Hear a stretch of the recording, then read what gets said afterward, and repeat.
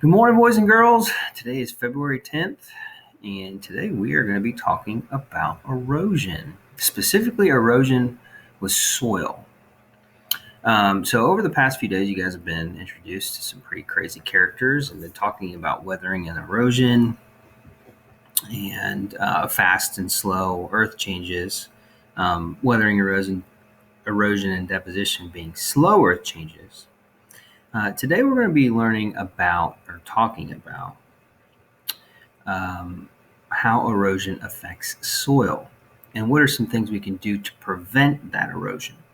Okay. So I want you to imagine first that I want you to imagine Stonewall's big hill, Stonewall School's big hill, the one you guys go sledding down. Now I want you to imagine that that big hill was bare soil. Okay. No grass on it, no vegetation at all. All right. Now, if that were the case, in water, like rain, or any flood water came in and started running down the hill, what would happen? What would happen to the hillside? Okay, now imagine the grass back on, and we can imagine that because that's reality. We have grass on that hill, and imagine rain coming down that hill again. What would happen at that point? What's the difference? Okay, so I want you to get those two thoughts in your head. I want you to think about what would happen if there's no grass, no vegetation, no trees on that hillside. And then just like it is, we kind of know what happens right now when rain or water flows down that hill. Okay, we're going to watch a short video that kind of explains the difference between the two, what happens, why it happens, and how plants and vegetation help erosion from or help prevent erosion from occurring. Okay, so let's watch this short video, and I'll stop and pause throughout it just to talk about the things that are happening. Hi, I'm Jared. Welcome to Fun Science Demos. The big idea today is erosion and how water has the power to shape our land. But we don't want the water to shape our land too much because we need that soil to grow plants. We use those plants for food, and animals use those plants for food. So what you see in front of me are three different types of land. This first type is just bare soil. It's just soil. This next type has dead leaves on top, and the third type has plants growing in the soil. So, like I said, imagine we can't really imagine what would happen if there was dead leaves, but I mean we can. But imagine Stonewall's hillside if it was just bare soil like this, and now we have grass on. We can imagine what happens. So now we're going to actually see this guy's going to perform an experiment on these three different types of landscapes. Of that question I posed to you at the beginning, what's going to happen when we introduce water onto each of those landscapes?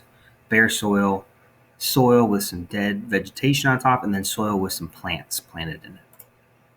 This may not look too exciting right now, but when it rains, that water has the power to change the land. And we're going to make it rain to see what that water is going to do to our land. So we cut the top off of 3 plastic bottles, and we put the same soil in each of those 3 bottles. All of these bottles have the same soil. We covered this soil with dead leaves, and we grew some plants in this bottle. We've also used other plastic bottles to catch the water that's going to come out of these when we pour it into the bottle. We want to pour water into each bottle and see what happens. Does that water have the power to change the land? What do you think is going to happen when we pour water into this bottle and it comes out into the cup? Will it be any different from the water we pour into this bottle as it comes into the cup? And will this one be any different when we pour water into this bottle? All right, so right now I want you to make a prediction. What's the water going to look like coming out of each of these bottles? This with just bare soil, this with soil with leaves on top, and then this soil that has grass planted in it. Okay? Now, I want you to think for a second. There's going to be a difference between here, but what is going to be the difference? Okay?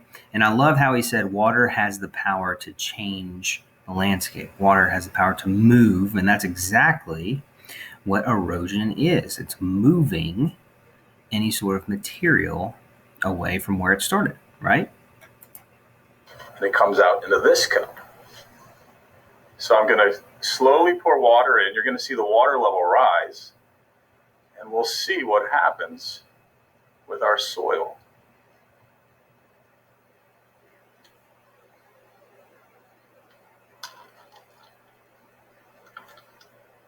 We'll keep it coming.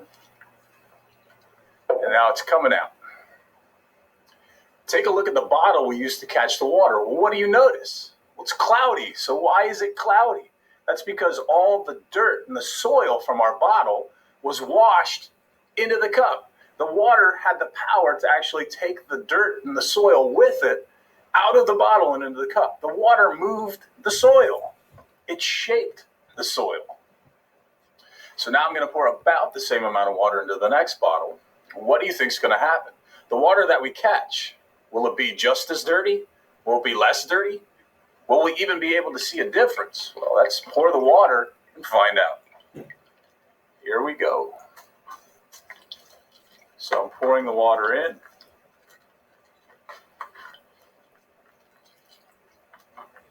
Making it rain.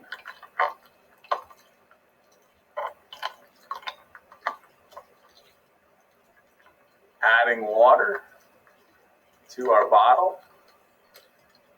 I can see the leaves floating to the top. Do we have any overflow? Yes, we do. Stop the rain and see what we have. So we've zoomed in so you can compare the two. This one has a lot of the soil in the container. This one just has a little bit of the particles, a little bit of the soil in that water. So what this experiment is showing is that it's showing the power of water, and it's able to move the soil from its original starting place from one place to the next, like from where it started in the big 2-liter bottle to the cup. Okay, that's showing erosion, right? That's showing how water moves the soil. It's soil erosion, okay? The same thing's happening here, but you can see with the dead leaves on top, it's happening a little bit less, okay? A little bit less than it would if there was just nothing. All right, now we're going to move on to see what happens with the plants. So why do you think this container is a little bit cleaner? Well, what's different between the two?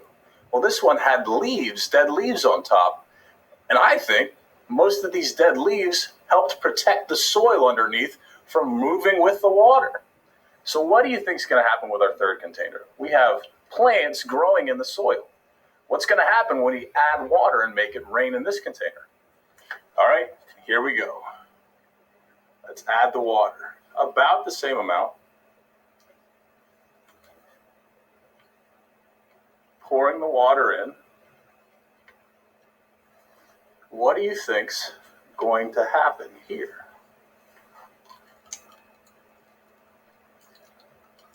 Add a little bit more.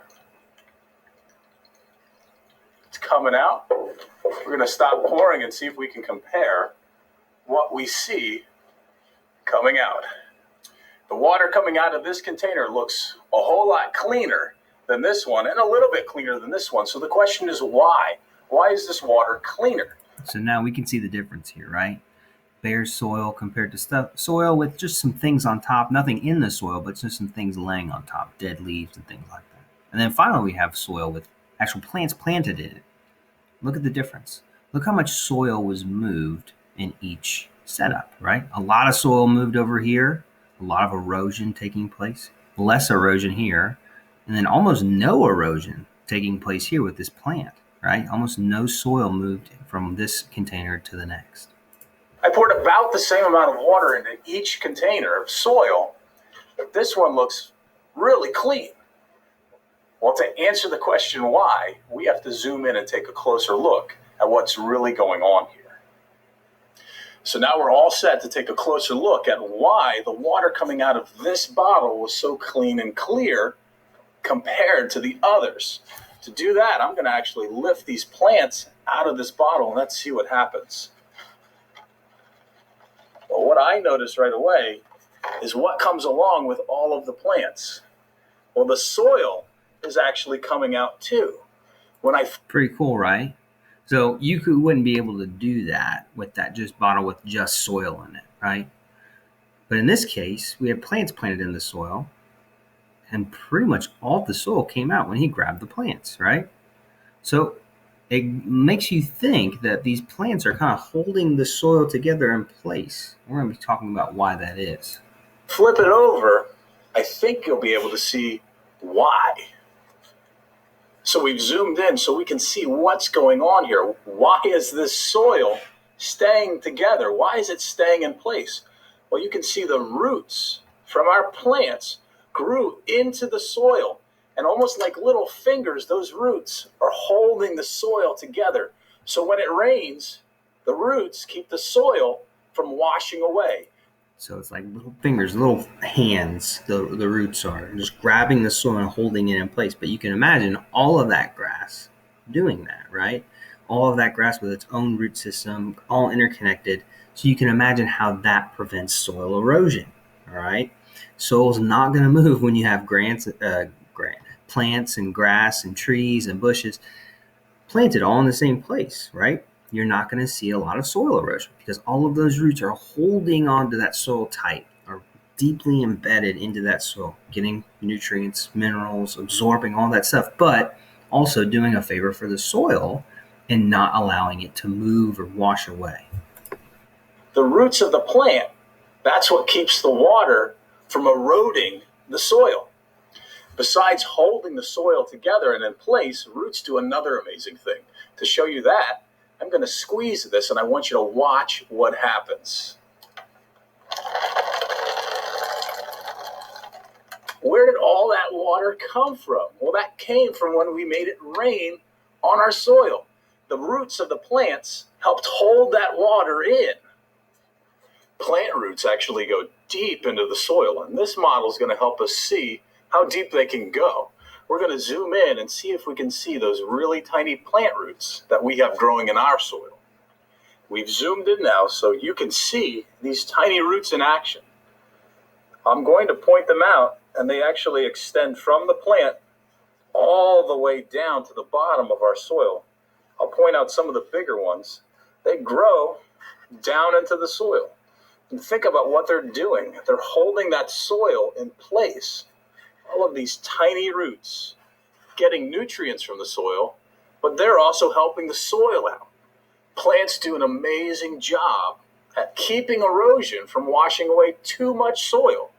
We need that soil. We depend on that soil to grow plants, and animals depend on that soil to grow plants. All right, so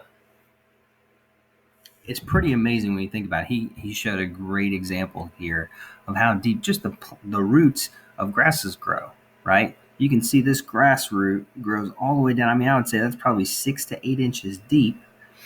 I mean, you can imagine a tree or a bunch of trees, bushes, bigger plants, how deep their roots go and how much soil they're holding in place, right? So plants have an important job, not only to provide, like he was saying, food and nutrients for animals and humans, but also to prevent soil erosion, right? Their roots hold that soil in place, which I think is pretty cool. Okay, you can kind of see how that's happening with that side cut, right? That side cut of that planter there. You can kind of see the roots go all the way down and just holding that soil in place, absorbing that water for the nutrients for the plant, but also preventing that soil from eroding away, or that water from eroding that soil away. So I think today you guys are able to answer this question in Google Classroom. So go ahead into Google Classroom, open up your science exit slip for today, and the question is very simply, how do plants and other types of vegetation prevent the erosion of soil? Okay, so give us, 1, 2, 3 sentences. Explain yourself why plants and other vegetation prevent soil erosion. Okay, I hope everybody has an excellent rest of the day. We'll see you in just a little bit for math.